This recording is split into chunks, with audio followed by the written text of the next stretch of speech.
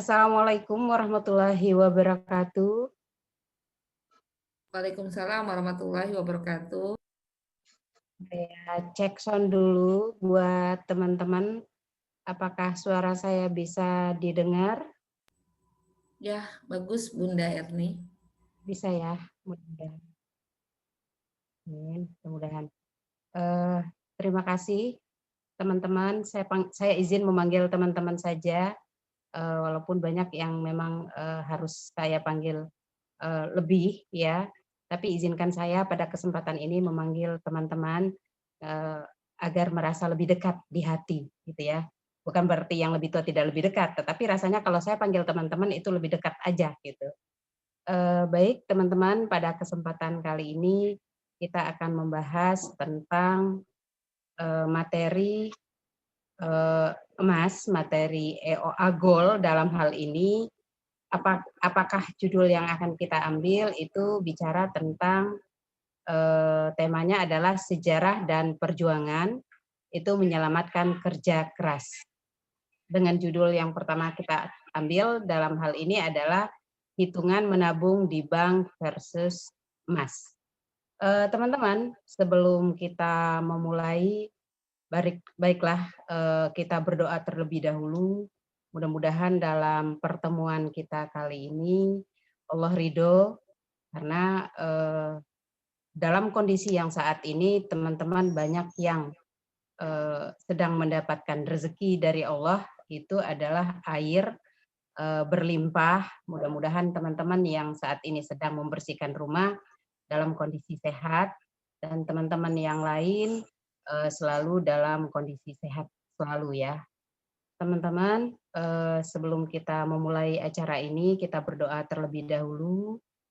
Eee, A'udzubillahi minasyaitonirrajim. Bismillahirrahmanirrahim.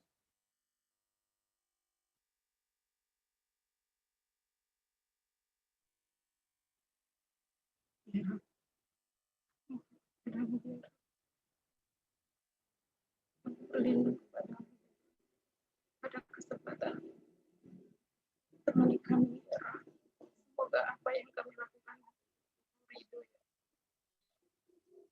Semoga apa yang kami lakukan hari ini bisa memberikan manfaat untuk siapapun yang mendengarkan informasi ini. Karena ilmu ini adalah ilmu-Mu, ya Rabb. Bimbing kami dalam temani kami. Semoga ilmu ini bermanfaat siapapun yang mendengarkan. Sungguh kami hamba ilmu. Bimbing kami dalam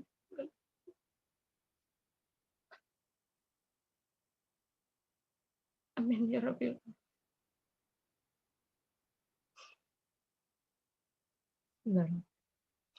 Amin ya Rabbil alamin. Baik teman-teman, kita masuk ke materi. Itu judul kita hari ini itu adalah hitungan menabung di emas, menabung di bank versus emas. Teman-teman, saya ingin bertanya terlebih dahulu, apakah ini yang teman-teman rasakan? Yang pertama, gaji naik, tapi kebutuhan tidak pernah cukup.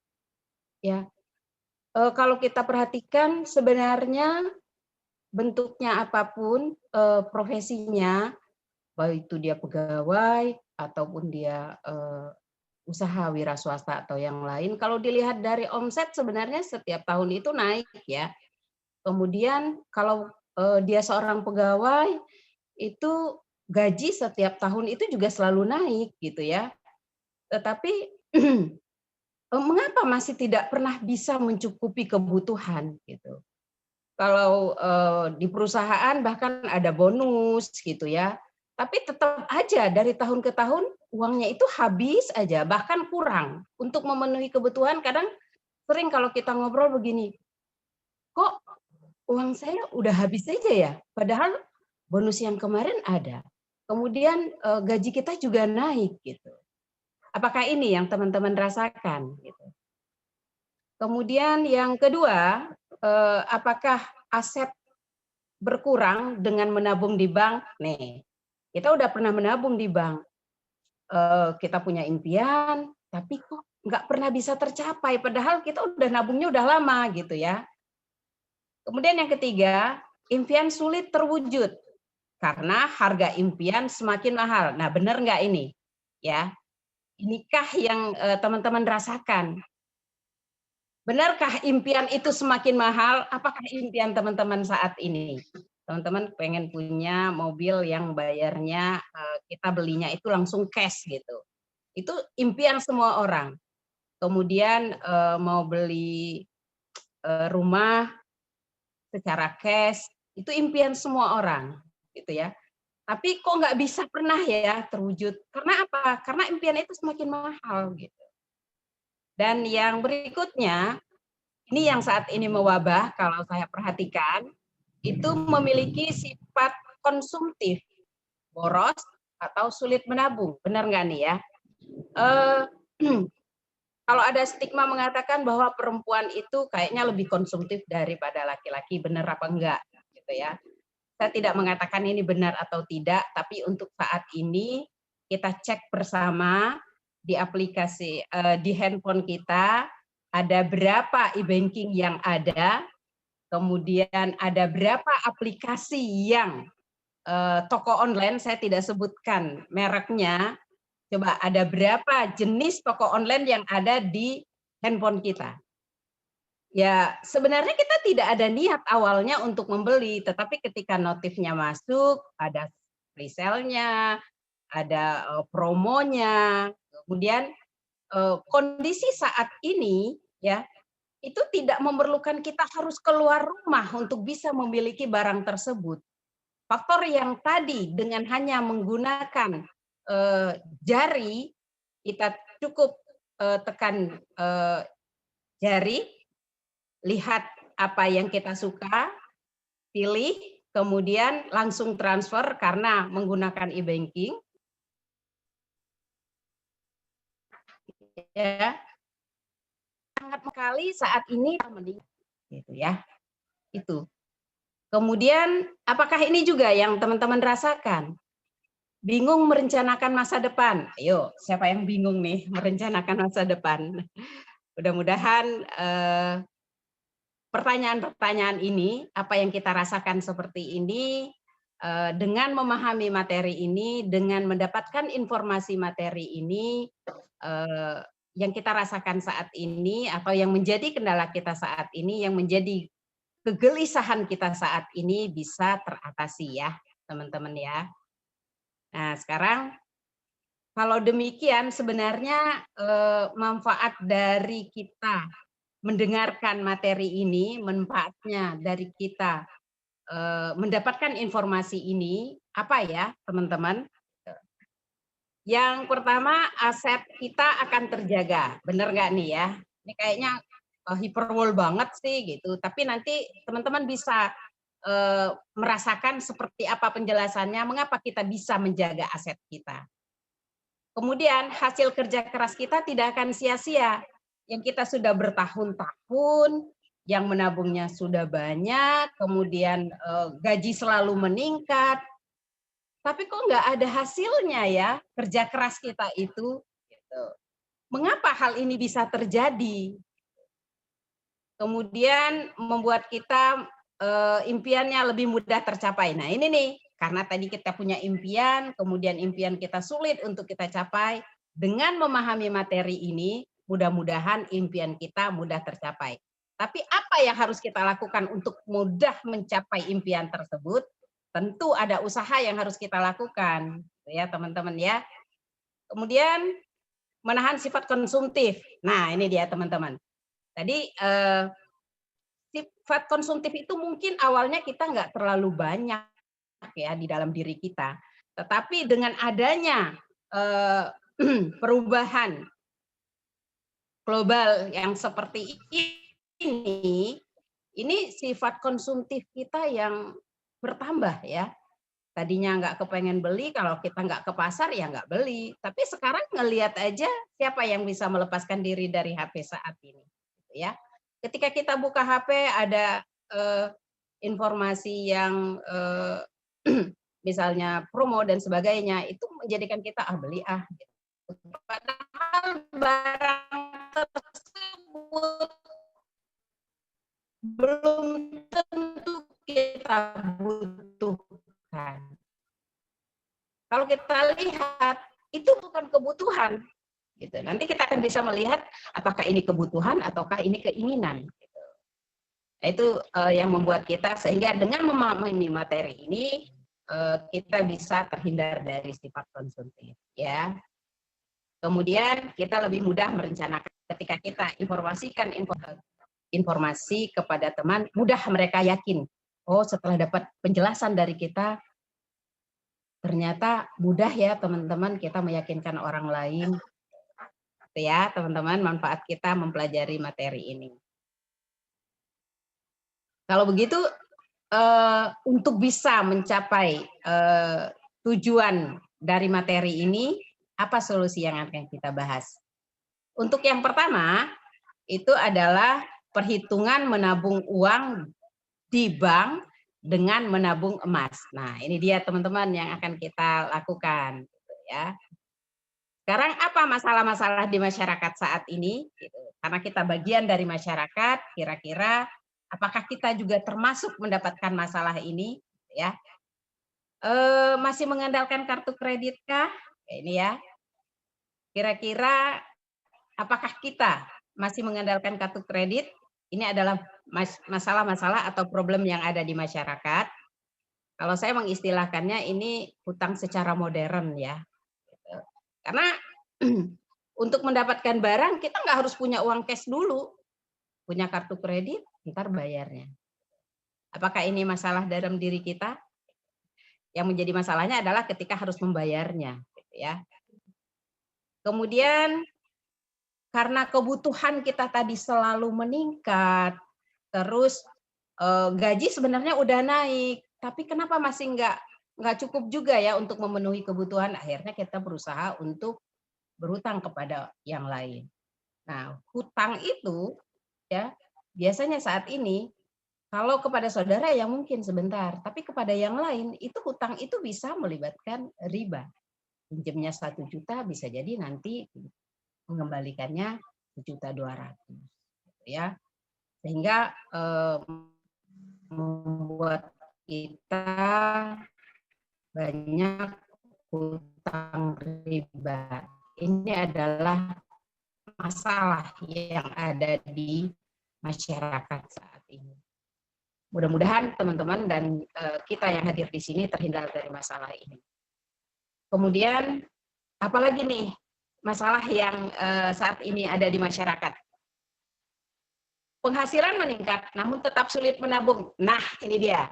Mengapa kita sulit nabung? Lah, orang kebutuhan tadi semakin meningkat. Gaji udah meningkat, tetapi kebutuhan meningkat juga. Akhirnya apa? Ya nggak bisa nabung. Bagaimana caranya agar kita bisa menabung? Ikutin terus materi ini ya, teman-teman ya.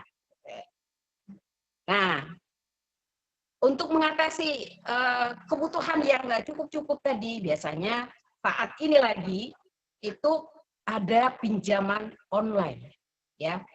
Pinjaman online ini mudah sekali. Itu sering banget masuk ke dalam HP kita, pinjaman itu silakan pinjaman online cukup dengan mengirimkan KTP, kemudian teman-teman WA, kemudian nanti uang langsung ditransfer. Tapi teman-teman, sadarkah apakah dampak dari pinjaman online ini? Ya, karena memiliki dampak buruk ternyata ya. Itu selain dari diri kita dikejar-kejar, ternyata itu teman-teman kita yang ada terkait dengan nomor HP kita itu juga dikejar-kejar kalau kita nggak bayar. Atasan kita juga, gitu ya. Saya punya teman, kemudian kerja di tempat lain, itu sampai direkturnya itu ditelepon, kaget sekali. Karena apa? Karena pinjaman online. Ini kan secara sosial, sanksi sosialnya bagi kita itu udah luar biasa. Nah, ini memberikan dampak yang kurang bagus, itu membuat konsumen trauma hingga ingin bunuh diri. Iyalah, kalau udah rasa malu udah keterlaluan itu udah rasanya gimana gitu ya. Nah, kemudian kita lihat apa sih sebenarnya impian-impian banyak orang itu? Apakah ini juga termasuk impian-impian kita gitu ya? Saya percaya karena ini salah satu juga impian yang saya inginkan. Impian orang itu adalah ingin umroh, kemudian naik haji, kalau memang ada rezeki nanti ada naik hajinya dengan OMH plus ya. Kan kita ingin ini kita lakukan dengan uang tabungan kita gitu. Tapi setelah kita menabung, tapi kenapa ya nggak cukup-cukup juga? Karena setiap tahun bertambah, tapi kita nabung nggak cukup juga gitu.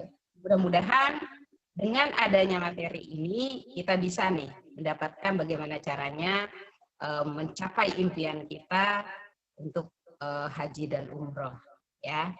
Kemudian impian orang yang lainnya apa? Memiliki rumah. Pengen banget punya rumah, dibeli dengan tidak mencicil gitu ya. Pengen banget punya rumah dibeli dengan tidak meminjam uang riba gitu. Ya, kalau selama ini kan kita beli rumah, belinya sih boleh cash, tapi pinjam uangnya tetap dengan pinjam uang di bank gitu, itu sama aja gitu. Nah, sekarang gimana caranya agar kita bisa mencapai impian kita dengan beli rumah secara cash dengan cara menabung gitu ya. Di sini nanti akan kita lihat bagaimana teknisnya ya teman-teman. Itu. Ada lagi impian banyak orang, pengen beli rumah, pengen naik haji. Ada lagi nggak? Kira-kira? Ada, ya kan? Kira-kira apa? Pengen punya kendaraan, pengen banget punya kendaraan yang kalau ketika kita ngegas itu nggak ada bunyi kreditnya gitu ya. Ketika kita gas motor itu nggak ada bunyi kreditnya, ketika ngegas mobil nggak ada bunyi kreditnya. Artinya apa? Ya kita beli secara cash. Pasti akan bertanya, bisa nggak sih kita belinya secara cash? Bisa teman-teman. Ya, karena apa? Materi ini akan memberikan solusi untuk masalah yang kita hadapi untuk mencapai impian-impian yang kita punya tadi. Kemudian ada juga impian orang lain yang begini, termasuk impian kita semua, itu adalah ingin memberikan pendidikan yang lebih baik kepada anak-anaknya, itu pasti ya, karena salah satu aset dari orang tua itu adalah memberikan pendidikan yang terbaik kepada anak-anaknya, gitu ya. Nah, hanya saat ini pendidikan itu semakin lama biayanya bukannya berkurang, tetapi semakin meningkat.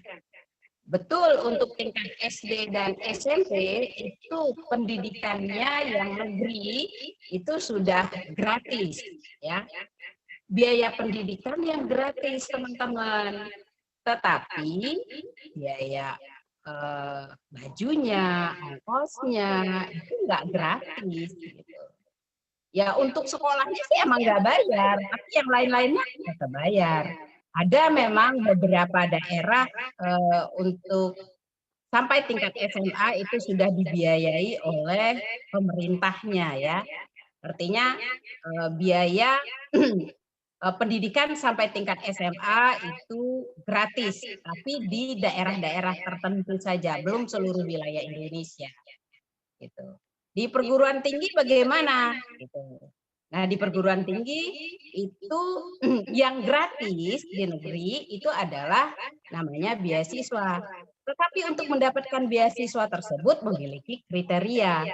Nah, apabila anak-anak kita tidak memenuhi kriteria-kriteria tersebut, berarti kita nggak bisa mendapatkan beasiswa.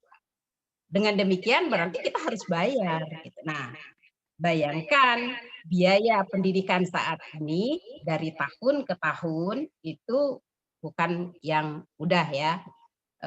Perbandingan saja saya ketika tahun saya kuliah waktu itu biaya kuliahnya hanya 98.000.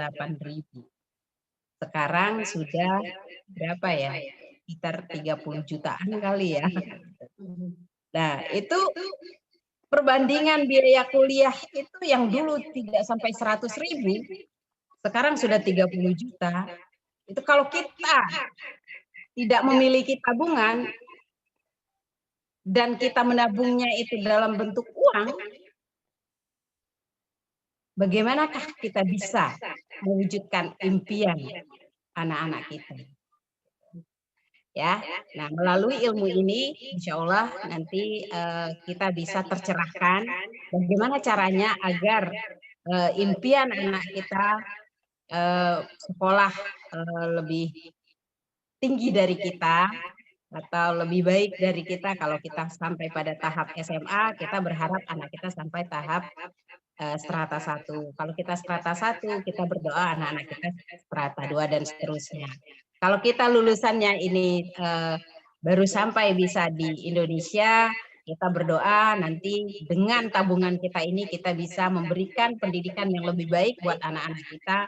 Kita bisa memberikan pendidikan, mengirimkan anak kita menambah ilmu sehingga ilmunya bertambah, berkembang di luar, gitu ya. Nah, bagaimana caranya? Di sini nanti akan kita pelajari ya, teman-teman. Nah, ini dia.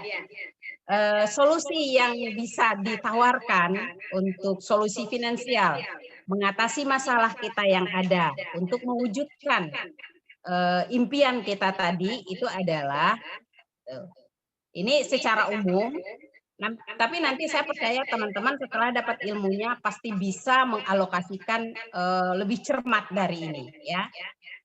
Dari penghasilan kita, apakah itu bentuknya gaji, apakah itu bentuknya dari hasil sisa usaha dan sebagainya, itu 60% kita ambil untuk kebutuhan pokok ya.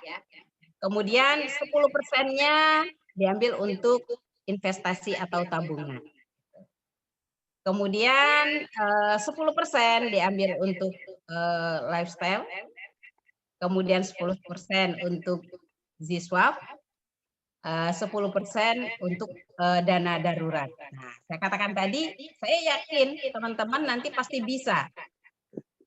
Setelah diperhatikan, memungkinkankah nanti kebutuhan pokok kita ini cukup 50% saja. Kalau kita hitung 50% dari penghasilan kita bisa untuk memenuhi kebutuhan, maka bisa kita tambahkan 10%-nya untuk yang lain.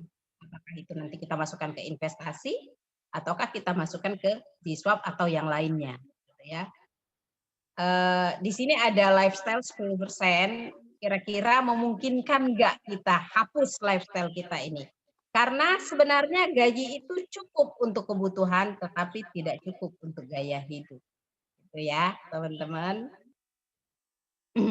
Nah, kalau demikian, solusinya untuk menabung, kira-kira menabung itu yang tepatnya apa ya? Karena kita harus menabung nih untuk untuk membeli mobil, kita harus nabung untuk mewujudkan impian-impian kita tadi, kita harus menabung. Nah, sekarang pertanyaannya, kita menabungnya itu bentuknya uang, deposito, atau emas, gitu. Nah, pilihan ada di tangan kita masing-masing. Yuk kita lihat perbandingannya ya teman-teman. Kalau kita nabung uang, kemudian kalau kita deposito, kalau kita nabungnya dalam bentuk emas. Nah, sekarang kita lihat perbandingan. Saya beritahukan seperti ini. Dalam statistik Bank Indonesia, inflasi itu sebesar 5-8% per tahun. Artinya, harga barang dan jasa itu naik 5-8% per tahun. Ini teman-teman. Harga barang dan jasa naik 5-8% per tahun. Nah, sekarang kita buat simulasi ya teman-teman. Kalau kita ambil rata-rata, jika rata-rata inflasi itu 6% per tahun, kita berikan contoh harga harga pizza itu 100.000 ya. Kemudian karena kenaikan karena inflasi ya.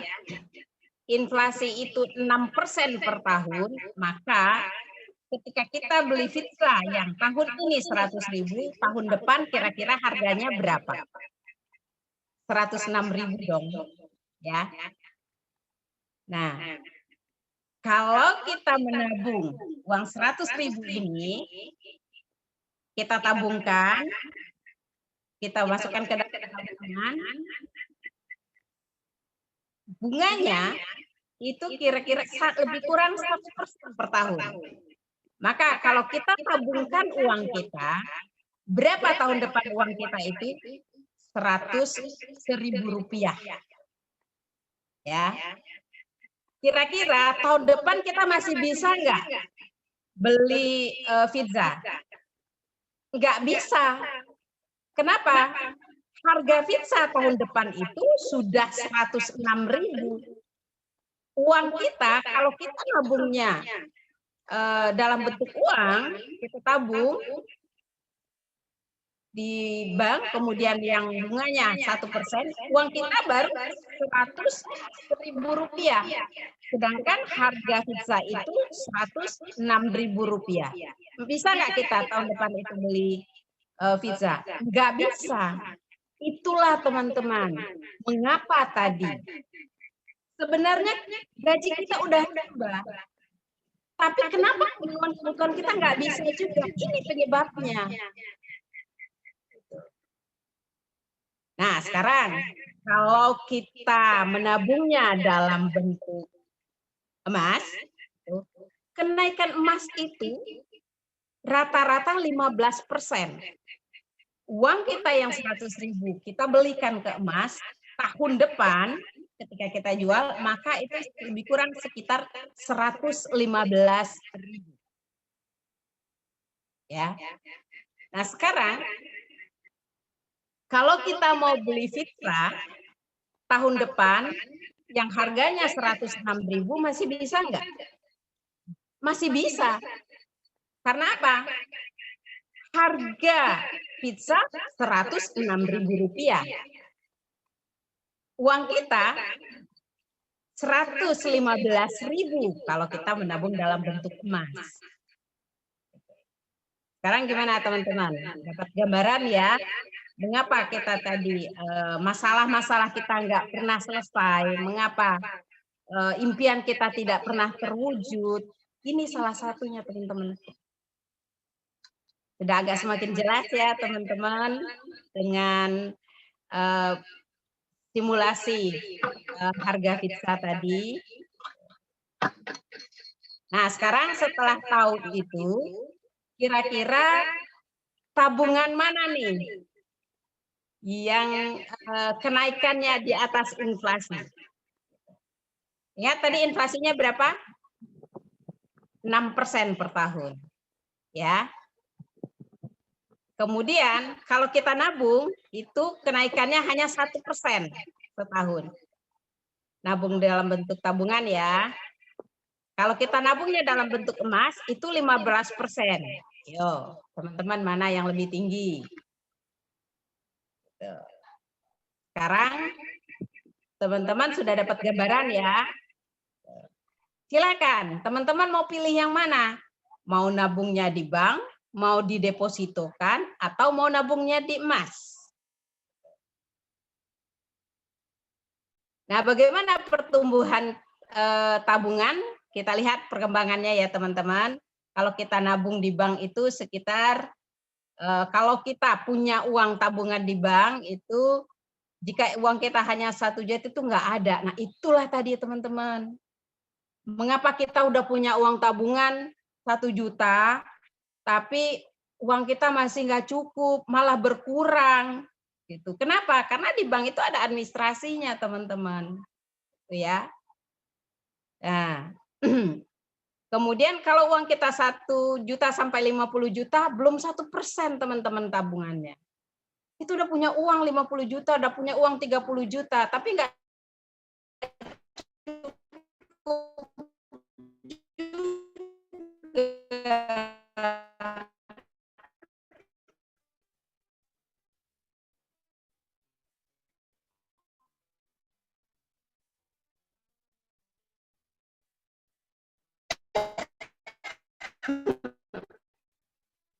bukannya nambah gitu. Ini real teman-teman, yang kebetulan MOG saya bercerita sedikit. Mereka pada saat itu PHK, kemudian yang dia di bank, kemudian istrinya menabung dalam bentuk emas, dia akan membeli rumah. Dia telepon saya akan beli rumah. Teman-teman tahu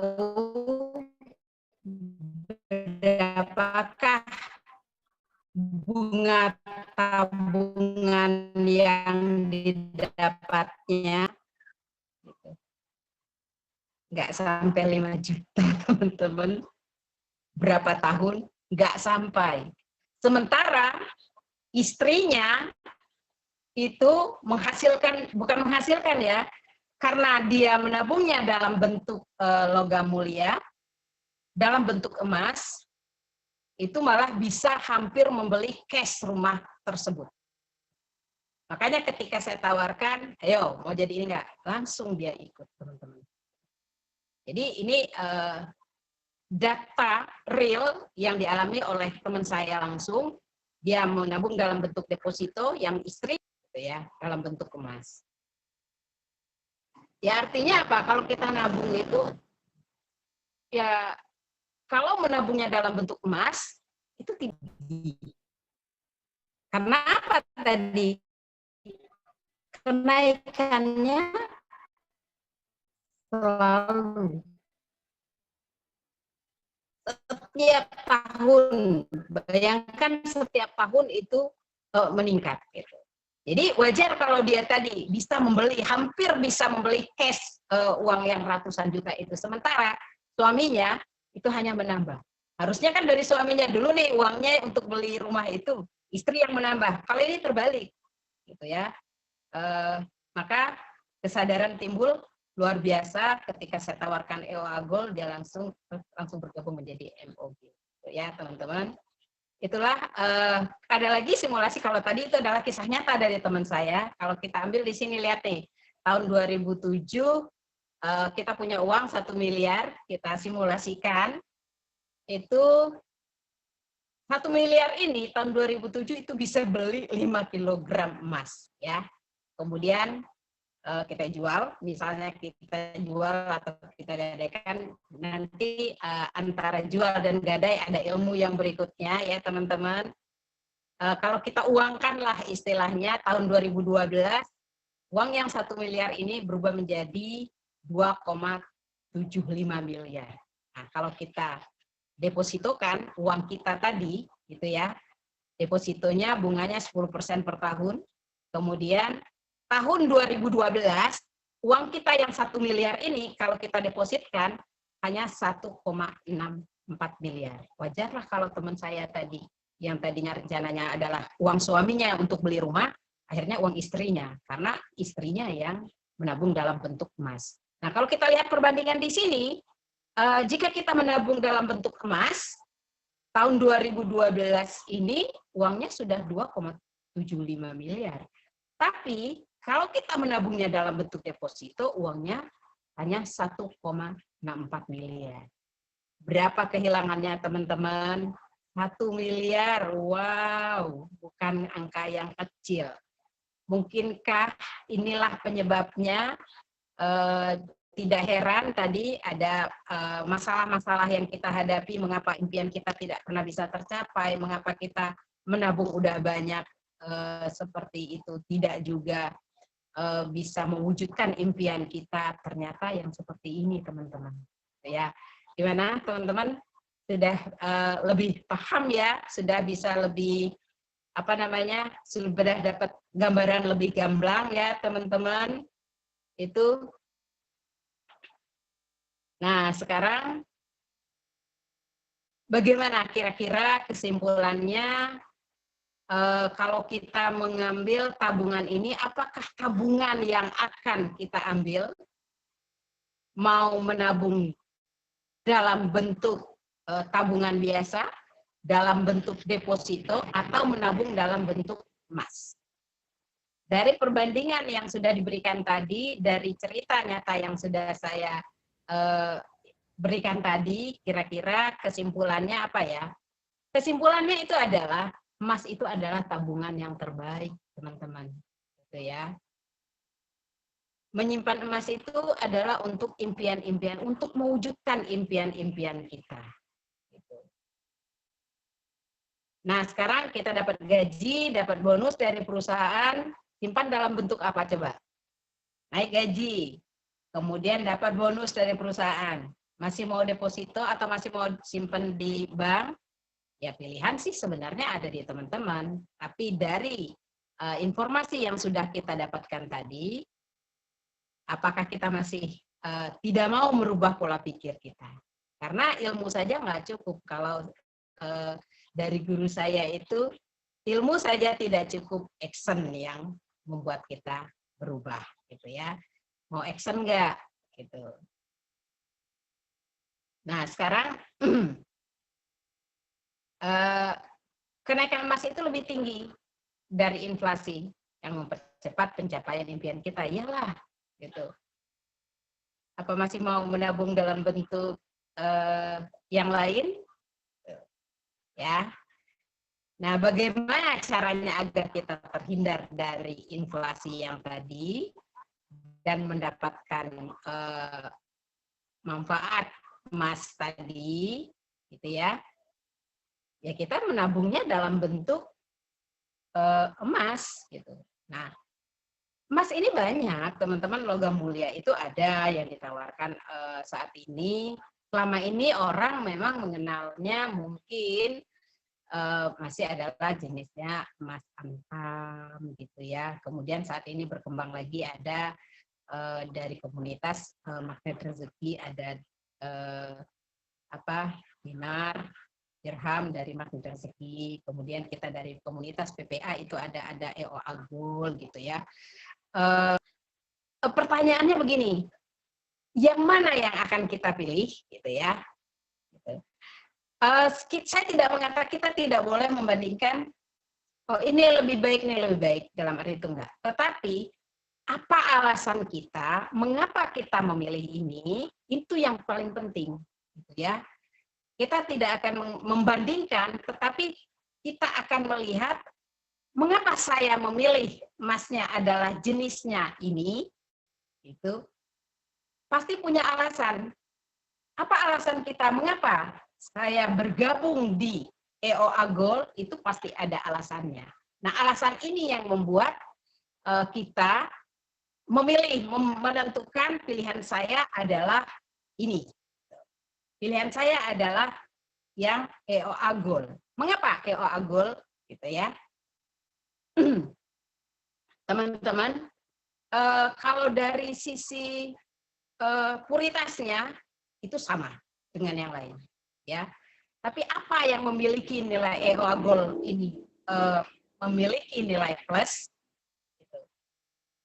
Dia memiliki visi besar, yaitu ingin menyelamatkan aset. Iya teman-teman.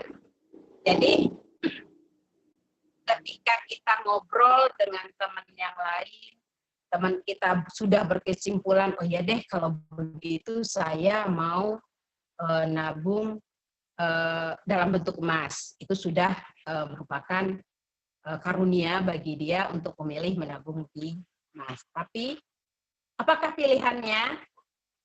Saya milihnya yang A, B, C, D. Tapi saya pilihnya yang EO Agol. Mengapa saya pilih EO Agol?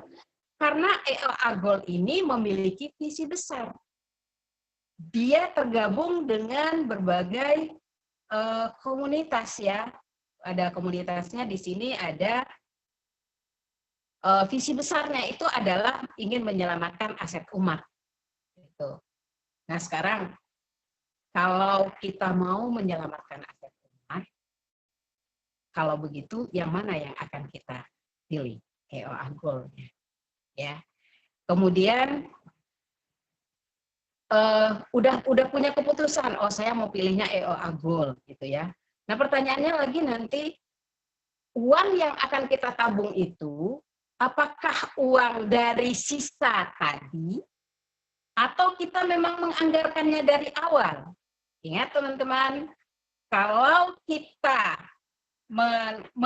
mengambilnya adalah sisa, maka ingat nggak tadi bahwa kebutuhan itu nggak pernah cukup.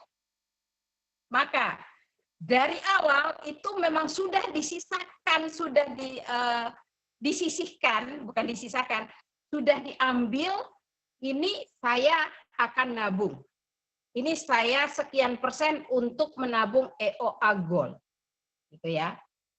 Bukan dari oh udah beli A, beli B, udah ini, enggak begitu teman-teman. Kalau begitu nanti kita nggak pernah bisa nabung. Itu yang selalu menjadi permasalahan bagi teman-teman yang belum sempat menabung dalam bentuk emas. Itu adalah begitu. Ya Bu Erni, uang saya ternyata setelah dibagi-bagikan nggak cukup. Ya, kenapa? Karena uang itu nggak pernah cukup untuk gaya hidup. Gitu. Tapi dia akan cukup untuk kebutuhan hidup. Saya katakan begini, sekarang gaji Anda berapa?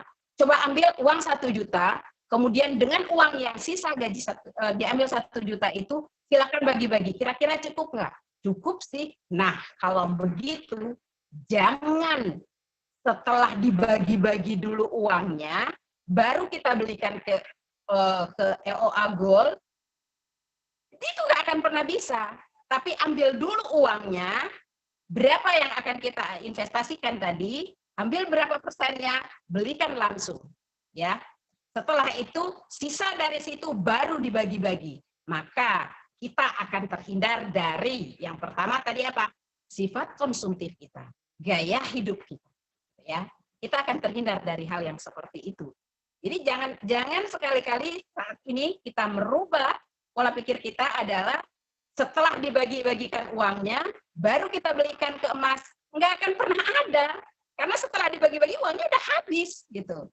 Jadi setelah dapat uangnya, kalau bagi yang pegawai, awal bulan gajian ambil, langsung belikan ke EOA Gold, kemudian sisanya baru bagi-bagi.